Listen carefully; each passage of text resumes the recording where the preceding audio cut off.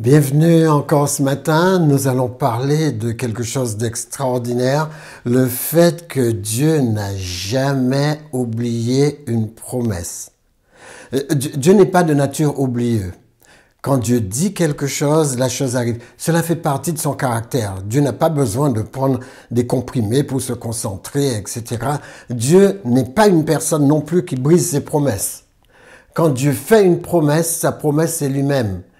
Les judéo-chrétiens ont observé que dans le judaïsme, Dieu était emprisonné dans ce qu'il dit. C'est-à-dire que quand Dieu dit quelque chose, il se met dans la chose. C'est comme l'apôtre Paul présente que Christ est emprisonné dans ses enfants. Il a besoin de ses enfants pour s'installer en eux. Si je vis, ce n'est plus moi qui vis, c'est Christ qui vit en moi. Donc Dieu est installé dans sa parole. Il fait partie intégrante de sa parole. Quand il dit, il a un caractère à tenir la route. Vous savez, on verra tout à l'heure ce qu'il faut pour faire une promesse. Dites-vous que Dieu nous met toujours dans le bon sens. Dieu n'est pas du style à dire « oups ». Non, pas du tout. Il est plutôt du style à dire « ma parole, c'est moi. Si je suis vivant, ma parole est vivante. Si je me réalise, ma parole se réalise. » Sa parole, c'est lui-même. C'est pourquoi on a appelé Jésus la parole, parce que sa parole, c'est lui-même. Quand il dit, la chose vient à l'existence. Les amis, dans notre société aujourd'hui, quand on s'engage, on n'a pas compris que dire cette phrase jusqu'à ce que la mort nous sépare est une promesse. Et une promesse, c'est un contrat. D'ailleurs, si vous allez voir un juge, il vous dira que c'est un contrat moral. Donc, il faut que vous sachiez que quand vous engagez votre parole, c'est réellement vous que vous engagez. Moi, je suis étonné de voir que des enfants de Dieu me donnent leur parole. Ils me disent, écoutez, prêtez-moi tant d'argent, je vais vous rembourser. Et vous savez ce qu'ils font?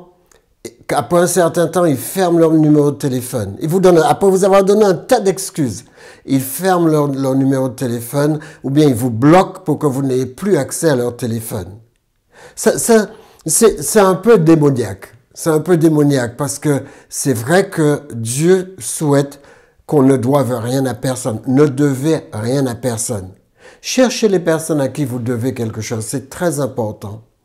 Et prenez votre temps, économisez et donnez à ces personnes leur dû. Ne gardez rien de personne parce que vous êtes en train d'enchaîner votre vie. Vous êtes en train de vous rendre esclave. Entrez en contact avec les gens et réglez vos dettes. Réglez. Je veux dire, comment est-ce que vous voulez vous présenter devant Dieu alors que Dieu dit ne devez rien à personne si ce n'est de vous aimer les uns les autres et que vous vous trouvez en situation d'endettement? Les amis, il vaut mieux que les autres soient endettés vis-à-vis de vous, mais que vous ne le soyez pas. Parce que Dieu met l'accent sur la parole de la promesse. La parole est un contrat. Quand vous vous engagez, moi je connais des pasteurs qui sont engagés vis-à-vis de moi et qui ne payent pas leurs dettes. Ça fait 2 ans, ça fait 3 ans, ils ne payent pas leurs dettes. Je connais des gens qui vont dans une église, qui louent le Seigneur, qui adorent le Seigneur. Je dis pas ça pour moi, mais vous vous sentez pas mal.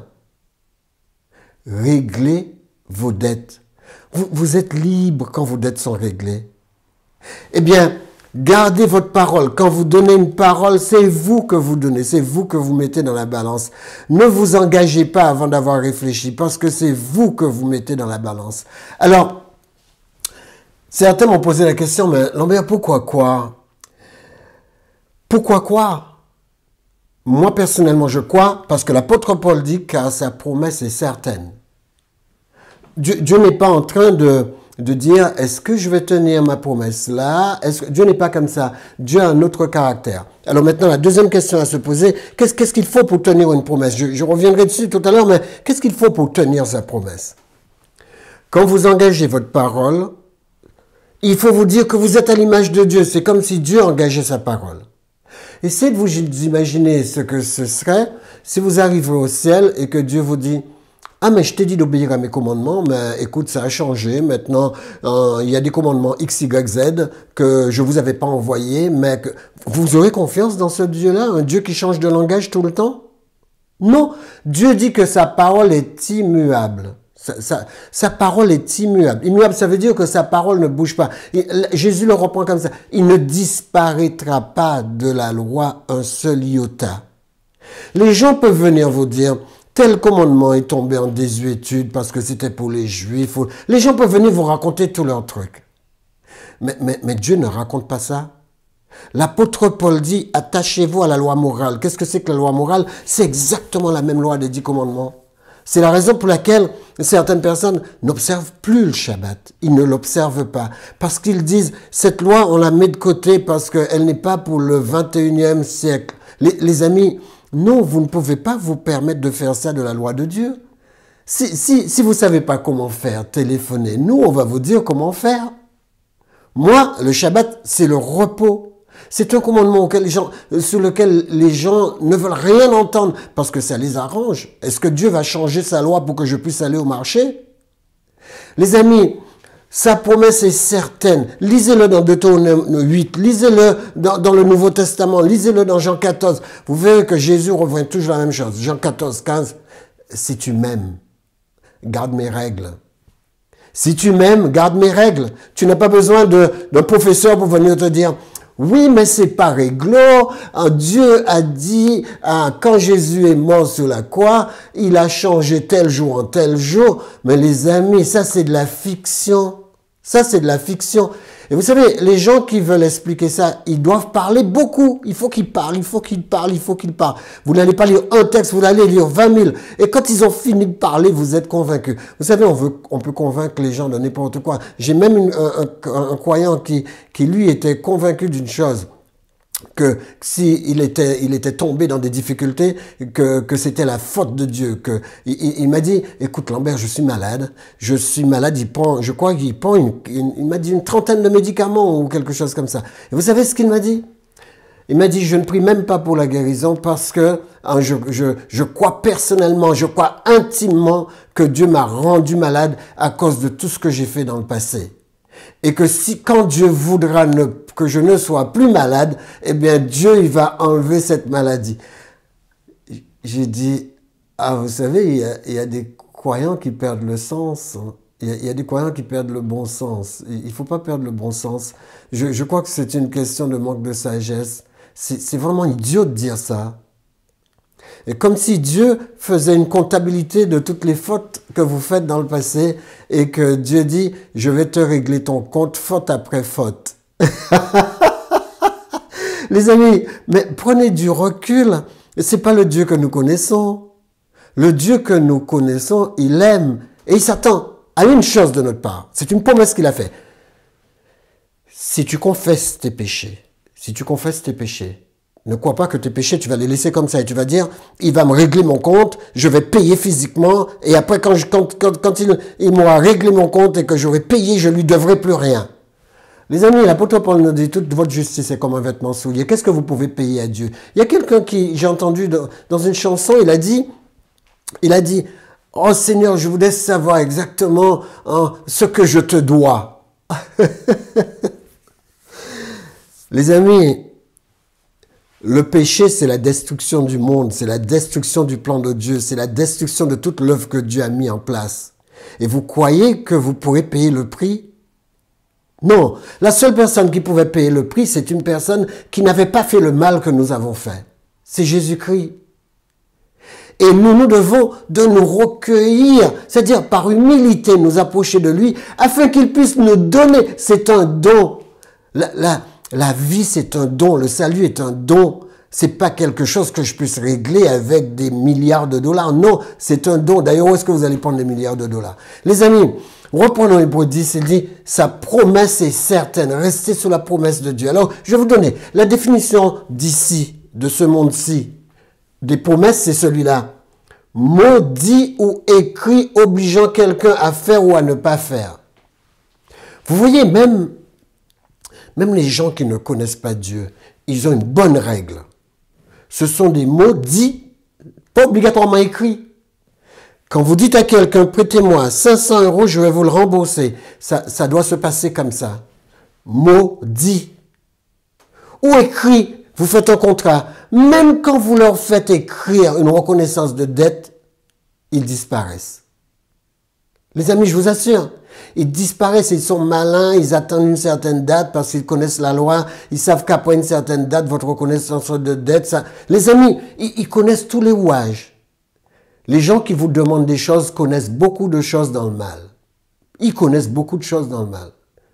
C'est pourquoi, souvent, moi, je leur dis, écoute, je vais prier pour toi, et si tu as la foi, Dieu va te délivrer. Mais on ne peut pas sans arrêt se démunir pour des gens qui n'ont aucune parole. Les amis, Dieu, il a une parole. Regardez, la définition du ciel. Assurance, assurance. Parce que là, il n'y a pas d'assurance. Tout dépend de la tromperie de la personne, sa capacité à tromper, sa capacité à mentir. Vous voyez ce que je veux dire? Il y a même des personnes qui pour ne pas vous rembourser, fabriquent une histoire. Les amis, au ciel, la promesse est une assurance donnée par Dieu lui-même. Il n'a pas besoin d'écrire. Même s'il nous a donné la Bible, il a écrit, il n'a pas besoin d'écrire. Là, c'est une assurance donnée par Dieu, selon laquelle il fera ou ne fera pas une chose. Les amis, je vous assure, Dieu, quand il dit je ferai, je ferai. Quand il dit je ne ferai pas, je ne ferai pas. Et c'est vrai qu'il faut que nous nous attachions à ça. Les amis, deux questions à se poser par rapport aux promesses de Dieu, parce que beaucoup de gens disent, oui, mais Dieu dit, mais je ne vois pas les choses s'exaucer dans ma vie. Je vais vous dire la raison fondamentale pour laquelle beaucoup de gens ne sont pas exaucés. Ils ne sont pas exaucés parce qu'ils répètent des prières toutes faites. Ils vont chercher un livre et ils lisent des prières. Ils n'ont aucune foi dans ça. Ils ne font que répéter ça comme si c'était comment dirais-je, une potion magique. Ils répètent une phrase magique, abracadabra, et puis Dieu va s'exécuter parce qu'il y a une phrase magique pour que Dieu s'exécute.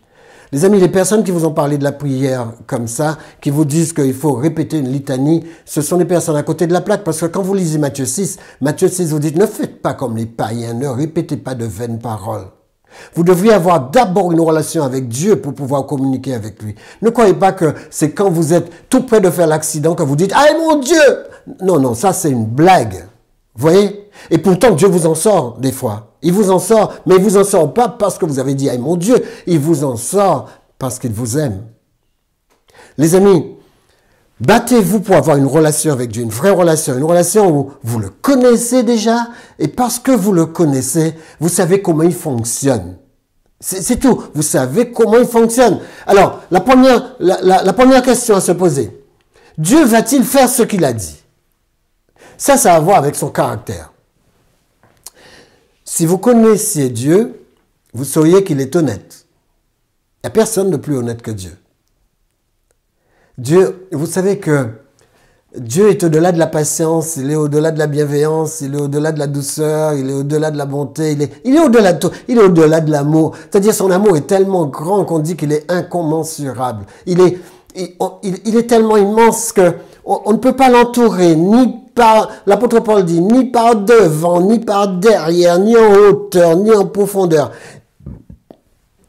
Rien ne peut circoncire l'amour de Dieu. Rien ne peut enlever l'amour de Dieu. Rien ne peut arrêter l'amour de Dieu. C'est ce Dieu extraordinaire que nous avons. Par amour, Dieu fait tourner tout ça. Regardez le monde dans lequel il nous fait vivre, il nous fait nous réaliser. Pourquoi il fait ça? Il fait ça parce qu'il est amour. Dieu a tellement de raisons aujourd'hui d'arrêter la terre. Dieu a tellement de raisons. Des fois, je me dis, Seigneur, si tu n'arrêtes pas la terre là, si tu n'arrêtes pas la terre dans les quelques années ou dizaines d'années qui viennent, on va finir par être comme des bactéries. On va se retourner les uns contre les autres. On va se bouffer, comme le disent les jeunes. On va se manger les uns les autres. Tellement les gens sont aigris. Les gens, il y a des gens qui me disent, mais vous êtes trop bon, mais vous êtes trop bienveillant. Mais une personne arrive devant mon magasin, elle me dit, bonjour monsieur, vous savez, est-ce que vous pouvez me donner 50 €, je vous le ramène la semaine prochaine. Les amis, je savais que j'avais très peu de chance de... Mais bon, il avait vraiment besoin de cet argent. Elle avait vraiment besoin de cet argent. Elle m'a dit pour manger, etc. Elle m'a dit, mais c'est avec assurance. Vous voyez, je suis une personne de certain âge. C'est avec assurance que je vous ramènerai votre argent. Je peux toujours attendre. Mais vous savez, quelque part, je savais que je pouvais toujours attendre. Mais je ne peux pas laisser quelqu'un passer, surtout quand il parle de nourriture, etc. Je ne peux pas laisser quelqu'un passer. Je ne voulais pas être incriminé de n'avoir pas tendu la main quand je devais le faire. Donc c'est vrai que là, l'argent n'a plus aucune importance. Ça a à voir avec le caractère. Et Dieu, c'est pareil. Ça a à voir avec le caractère de Dieu. Vous ne pouvez pas payer Dieu. Mais seulement, Dieu, à cause de son caractère, il tiendra sa promesse. Il tiendra. Dieu ne peut pas faire autre chose que ça. Parce que Dieu est prisonnier de sa promesse. Il a donné sa promesse. Il est dedans. Et si vous vous requérez de la présence de Dieu, Dieu est obligé de bouger. Parce qu'il a donné une parole, il va la tenir. Le quand, le où, le comment, c'est pas ça qui nous intéresse. Ce qui nous intéresse, c'est qu'on a fait appel et que Dieu met les choses en marche. Les amis, je prie pour beaucoup de personnes. Et je prie aussi beaucoup pour les personnes. Là, par exemple, j'ai une personne qui est vraiment dans une détresse. Je vais vous solliciter, tiens, puisqu'on parle de promesses. Elle s'appelle Emma. Je vais être avec elle en train de prier entre 15h et 16h. Et je voulais vous encourager vers cette heure-là de prier avec moi. C'est une personne qui a eu un cancer et le cancer a tout pris. Il a pris le foie, il a pris l'utérus, il prend les organes. Les amis, j'ai appris ça il y a une quinzaine de jours.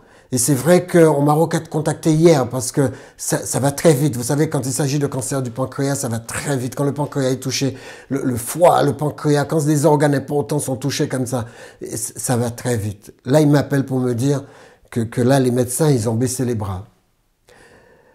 Eh bien, nous, on ne baisse pas les bras, on va jusqu'au bout. On est des croyants.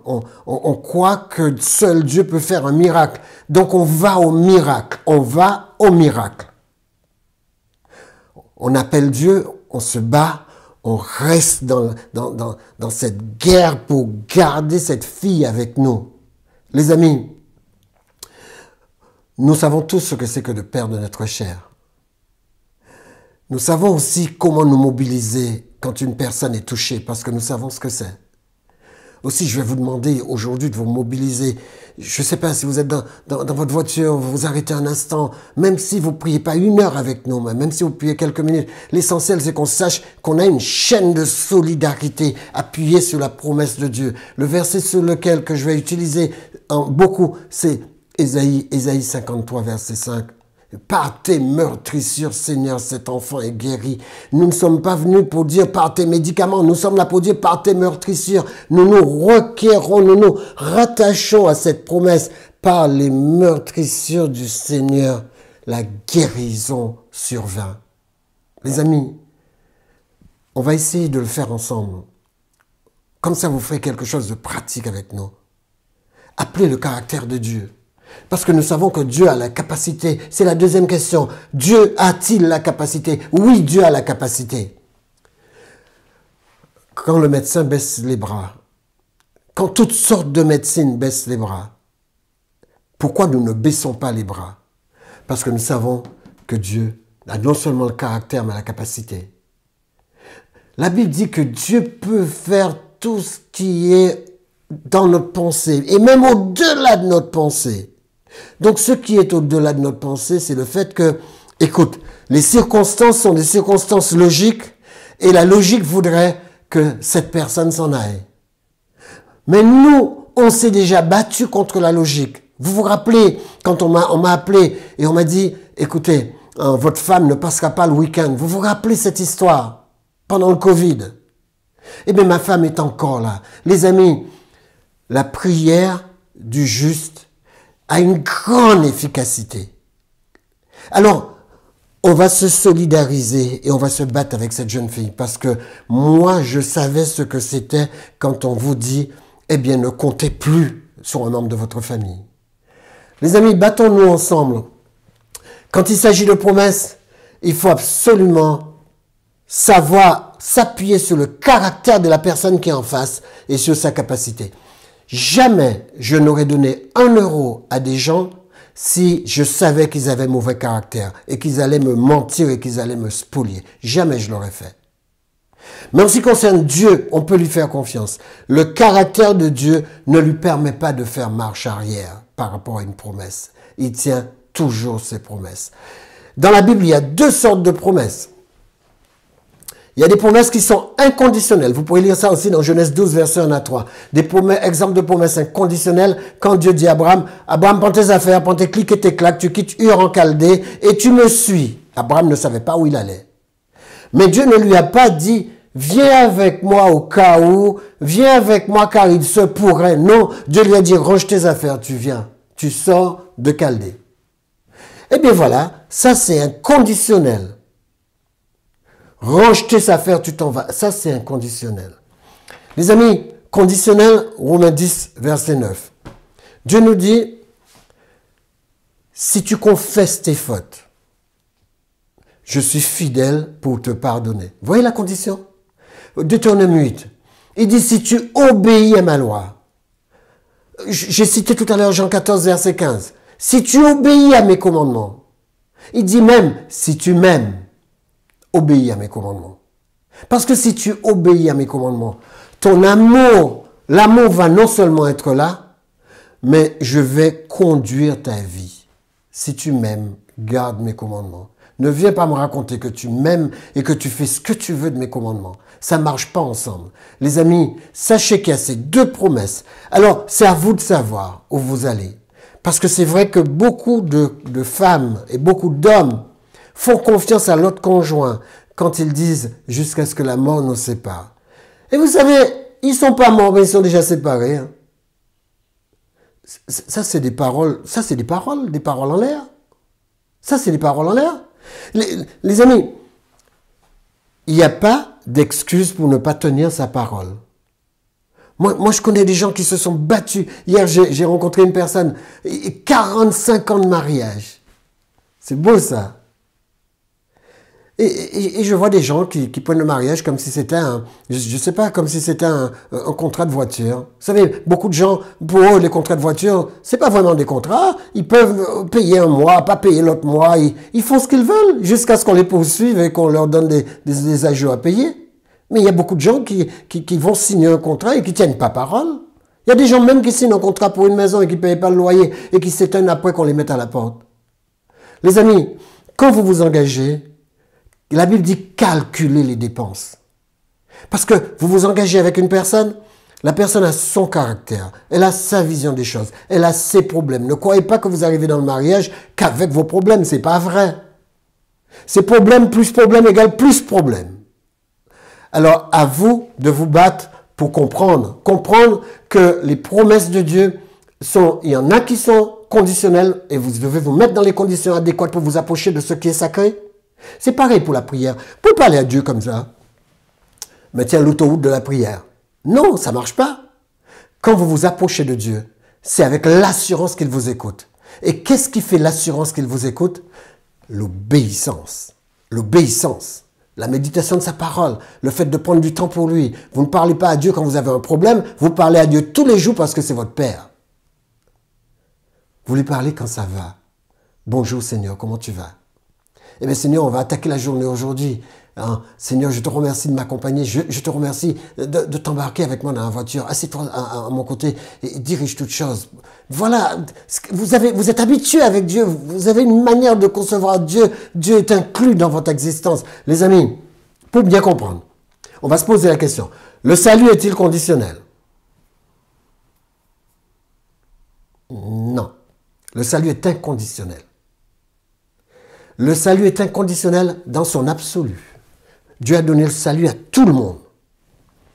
Mais le salut est aussi conditionnel. Si vous ne l'acceptez pas, vous ne l'aurez pas. Si vous ne vous mettez pas dans les conditions adéquates pour l'accepter, vous ne le ferez pas. Vous n'y aurez pas accès. D'accord? Donc le salut a un côté inconditionnel dans l'absolu, c'est-à-dire Dieu est mort sur la croix pour que tout le monde soit sauvé. Ça, c'est inconditionnel. Personne ne peut aller à l'encontre de ça. Ça sera toujours là, ça sera toujours suspendu. Depuis votre naissance jusqu'à votre mort, ça restera. Ça, c'est le côté absolu du salut. mais il y a un côté qui est relatif. Le salut est là, Dieu le met au-dessus de votre tête. Mais si vous ne faites pas ce qu'il faut pour aller vous l'accaparer, vous allez rater le coche. Les amis, alors, la mort du Christ, conditionnelle ou inconditionnelle? Complètement inconditionnelle. Dieu ne vous a pas attendu pour mourir. Dieu a offert sa vie. Offert sa vie. Je sais que ça peut paraître difficile pour certains, mais Jésus dit, écoute, je donne ma vie. Je le donne. Et il dit, je le donne afin de reprendre. Après, il y a eu la résurrection. Les amis, la guérison, est-ce conditionnelle? Oui, c'est conditionnel. Dieu nous dit même comment se mettre ensemble pour prier pour que les choses s'exaucent. Donc la prière est conditionnelle. Oui, certes, Dieu agit dans ce cadre-là. La résurrection, est-ce que la résurrection est conditionnelle? La résurrection est comme le salut. Il y a ces deux pôles. Le pôle absolu, c'est que vous soyez d'accord ou pas, la résurrection aura lieu. D'accord? Dieu a décrété qu'il y aura une résurrection des morts et elle aura lieu. Et il dit après quoi, rappelez-vous, acte 31, il dit après quoi vient le jugement. D'accord? Acte 17. D'accord? Acte 17 à partir du verset 30-31. Il dit, il y a la mort, après quoi vient le jugement. D'accord? Car Dieu a donné un seul nom sur cette terre par lequel nous devrions tous être sauvés. C'est Jésus. D'accord? Il dit, ici, le retour du Christ, est-ce conditionnel? Ouais, Dieu ne dépend pas de vous. Dieu ne dépend pas de vous. D'une manière ou d'une autre, vous serez ressuscité. D'une manière ou d'une autre, Jésus reviendra. Et Dieu ne dépend pas de la terre pour revenir ou pas revenir. Il dépend d'une seule chose, la date qu'il a fixée. Et il sera là. Les amis, la vie éternelle, conditionnelle, pas conditionnelle. Certes, la vie éternelle est conditionnelle pour chacun de nous. Pour nous, relativement, la vie éternelle est conditionnelle. Si nous n'acceptons pas Dieu, eh bien, nous ne l'avons pas accepté. C'est tout. Nous serons rejetés de cette vie si nous ne l'acceptons pas. La Bible est aussi claire que ça. Et par contre, la vie éternelle de manière absolue, elle existera parce que Dieu a donné sa parole et il ne peut que tenir sa promesse. Il y aura un moment où la mort ne sera plus. Les amis, alors la question à se poser, c'est pourquoi Matthieu 7,7 semble ne pas marcher? Il faut se rappeler de Matthieu 7,7 où il dit « Demandez et il vous sera donné ». C'est parce que il y a des conditions. L'apôtre Paul dit qu'il y a des conditions quand vous vous approchez de Dieu. Les amis, vous ne pouvez pas vous approcher de Dieu pour lui demander quelque chose qui n'est pas selon sa parole. Vous ne pouvez pas aller voir Dieu et dire « Seigneur, je veux me mettre avec le mari de telle personne ». Ça ne marche pas. Vous ne pouvez pas dire à Dieu « Seigneur, je t'en prie, je veux faire un cambriolage, permets que ce soit une réussite ». Ça ne marche pas non plus. Les amis, vous ne pouvez pas prier Dieu pour aller à l'encontre de sa parole. C'est pas à Dieu à se mettre dans les conditions de sa parole, c'est vous à vous mettre dans les conditions de sa parole. Il y a des gens qui veulent amener des choses à Dieu en disant à Dieu, écoute, Seigneur, je voudrais que tu fonctionnes comme ça. Mais Dieu n'est pas votre enfant, Dieu n'est pas votre fils. Dieu vous a demandé de fonctionner comme ça pour faire partie de ses enfants. Et de manière absolue, tu es mon enfant. Mais si tu n'obéis pas, de manière relative, tu ne l'es plus. C'est aussi simple que ça. D'accord? Alors, Ésaïe 59, verset 1 à 3. Ma relation avec Dieu doit être comme il faut. Si vous avez fait quelque chose de mal, demandez à Dieu pardon. Il est fidèle et juste pour vous pardonner toutes vos iniquités. D'accord? Le deuxième point, quand j'ai la bonne relation, le où, le quand, le comment repose sur Dieu. Vous priez et Dieu vous a déjà exaucé. Le quand, c'est lui. Ça peut se faire dans une journée comme ça peut se faire beaucoup plus longtemps. Ce que Dieu vous demande, quand vous avez prié, tout à l'heure quand vous allez prier pour Emma, quand vous avez prié, restez dans votre foi. N'allez pas vous promener dans des doutes, restez dans votre foi. Surtout, restez accrochés à votre foi parce que votre foi est la victoire. C'est la victoire qui a vaincu le monde, dit Jésus, c'est votre foi. C'est avec votre foi que vous avez la victoire, surtout. Mais restez dans votre foi. Même si les circonstances paraissent aller à l'encontre de votre foi, restez dans votre foi. La seule assurance totale que possède le croyant, c'est d'aller au ciel un jour par la foi en Jésus-Christ. C'est la seule assurance absolue que le croyant est là. Dieu ne vous a pas dit, je vais t'éviter un accident de voiture, je vais t'éviter ça, je vais t'éviter ça. Non, le croyant est dans ce monde et il est solidaire de ce qui se passe dans le monde. Mais Dieu dit, je t'accompagnerai, je te protégerai. Mais la plus grande assurance qu'il a donnée à n'importe quel croyant, même si tu perds ta vie, rappelle-toi, tu seras avec moi dans la vie éternelle. D'accord? Il n'a pas dit que tu vas aller tout de suite. Certaines personnes croient que, boum, tu meurs, boum, tu es dans la vie éternelle. Bon, ça c'est de la fiction. La Bible nous enseigne qu'il y aura un moment où les morts, comme dit l'apôtre Paul, ils vont dormir et un moment où ils vont sortir de terre. D'accord? Il faut que ça se passe. Caractère et nature de Dieu, on va voir par rapport à ses promesses. Dieu est vrai. Ou encore dans Luc, vous vous rappelez, il dit, dans Jean 14, verset 6, il dit, je suis le chemin, la vérité et la vie. Dieu est vrai. Jésus est vrai. Jésus c'est la vie, Jésus c'est la vérité. Il est vrai. D'accord? Deuxième caractéristique sur laquelle je peux m'appuyer pour ces promesses, c'est que Dieu est fidèle. Ah, Dieu est fidèle. 1 Corinthiens 10, 13, il dit, je t'accompagne dans tes difficultés, je viens avec toi, tu es à moi, je viens avec toi, je te lâche pas. D'accord? Il dit, quel que soit ce qui t'arrive, c'est pas inhumain, je t'accompagne. Dieu est aussi immuable. Voilà ce qui me fait m'appuyer sur sa promesse. Dieu est immuable. Dieu ne bouge pas. Dieu ne change pas de langage tout le temps. Non, Dieu n'est pas un yo-yo. Dieu, c'est un Dieu de parole. D'accord? Plus qu'un homme de parole. C'est un Dieu de parole. Il a des caractéristiques qui me permettent aussi de m'appuyer sur ses promesses. Dieu est omniscient. Il est partout. Il sait tout. Qu'on aille en haut, qu'on aille en bas dans la terre, qu'on aille sous la mer. Dieu, il est là. Dieu, il est là. Vous lisez ça dans Psaume 139. Il est là, il est partout. Il connaît, il est partout. Omniprésence, excusez-moi, il est partout. Mais omniscient, il connaît tout. Ça, c'est la deuxième caractéristique de Dieu. Omniprésence, Dieu est partout. Omniscient, Dieu connaît tout. Et surtout, Dieu est omnipotent. C'est-à-dire, il a toutes les capacités qu'il lui faut. Dieu est tout puissant. Nous n'avons pas ces caractéristiques. Nous avons comme caractéristique notre créativité, c'est tout ce que nous avons. Mais Dieu, il est tout puissant. Nous n'avons pas ça en nous. Dieu l'a. Et c'est pourquoi nous pouvons nous reposer sur Dieu, parce que Dieu n'a jamais oublié une promesse. Dieu n'a jamais brisé une promesse. Dieu tient toujours parole. Les amis, faites confiance à Dieu, parce que Dieu nous emmènera dans la bonne direction. Rappelez-vous, comme dans cet exemple, un jour, un pasteur dit à une jeune fille, la Bible dit, je le crois, cela me le rend effectif. Voilà la phrase que le pasteur a dit. Et l'enfant de lui dire, non pasteur, la Bible dit, et cela le rend effectif. Regardez bien la différence. Quand vous croyez, vous ne croyez pas parce que la Bible dit et que cela repose sur ce que vous croyez et ce que vous ne croyez pas. Non. Que vous croyez ou que vous ne croyez pas, l'enfant a raison. Si Dieu dit quelque chose, que tu le crois pas, la chose est dans sa réalisation. La chose est effective. Il est prêt à être réalisé. Mais c'est vrai que le pasteur dit, mais ma croyance permet à la chose de se mettre en marche pour moi.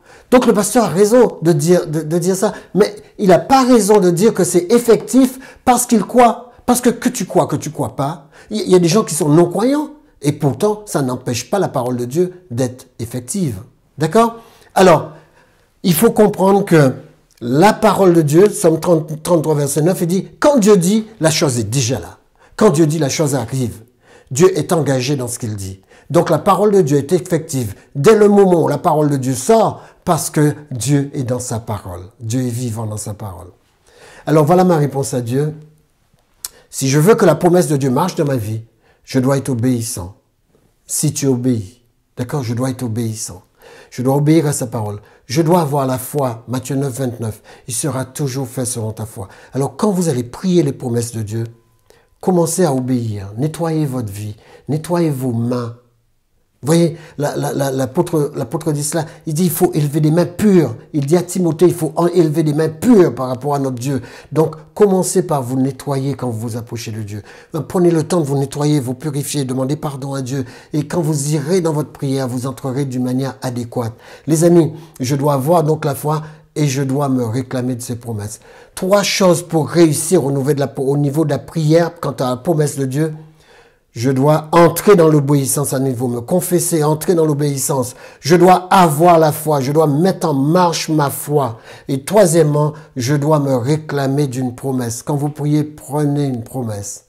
Dieu dit dans Matthieu 7,7, demandez, il vous sera donné, prenez cette promesse. Les amis, et rappelez-vous, pour vous nettoyer, nettoyez vos mains, ayez des mains pures devant Dieu, ayez un cœur pur.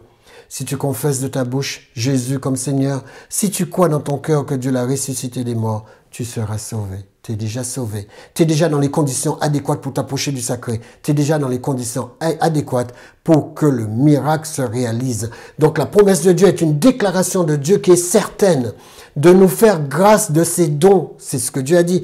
C'est certain ce qu'il a dit. Je vous ai donné des dons, je vous ai donné des talents. C'est une expression. Donc la promesse de Dieu est une expression de l'intention de Dieu envers nous, de ce que Dieu veut faire pour nous, par nous et en nous. Mais rappelez-vous, c'est aussi l'expression du plan de Dieu pour notre vie. Rappelez-vous, la promesse de Dieu, c'est l'expression du plan de Dieu pour notre vie. Les amis, c'est extraordinaire. Tout notre système de croyance est basé sur les promesses de Dieu. Amen. Tout notre système de croyance est basé sur les promesses de Dieu. Et nous pourrons ajouter à tous ceux qui ont la foi, rien n'est en dehors de la portée de celui qui croit. Éternel Père Céleste, nous te prions, Éternel, déjà pour Emma. Nous te prions pour toute sa famille, parce que sa famille a besoin d'être forte. Nous nous réclamons, Éternel, de tes promesses pour purifier notre cœur, purifier nos mains, purifier notre esprit, afin que nous soyons entièrement, Éternel, ce que nous proclamons dans notre prière. Nous proclamons, Éternel, par Ésaïe 53, verset 5, que par tes meurtrissures, Emma est guérie. Que toi, Éternel, tu puisses ramener cette promesse à sa réalisation, la garder avec sa famille, et que tu puisses, Éternel, défier tous les diagnostics, au nom de Jésus, pour ta gloire. Amen. Que Dieu vous bénisse. Rappelez-vous, à 15h, entre 15h et 15h, même 15h15, 15h30, nous allons prier jusqu'à 16h. Et donc, de 15h à 16h. Donc, rappelez-vous ce moment particulier pour pouvoir participer avec nous. Que Dieu vous bénisse, que Dieu vous garde. Passez une bonne semaine. Et quel que soit ce auquel vous êtes confrontés, sachez que la promesse de Dieu est là pour vous faire transcender ce problème. Que Dieu vous bénisse, que Dieu vous garde. À la semaine prochaine. Au revoir.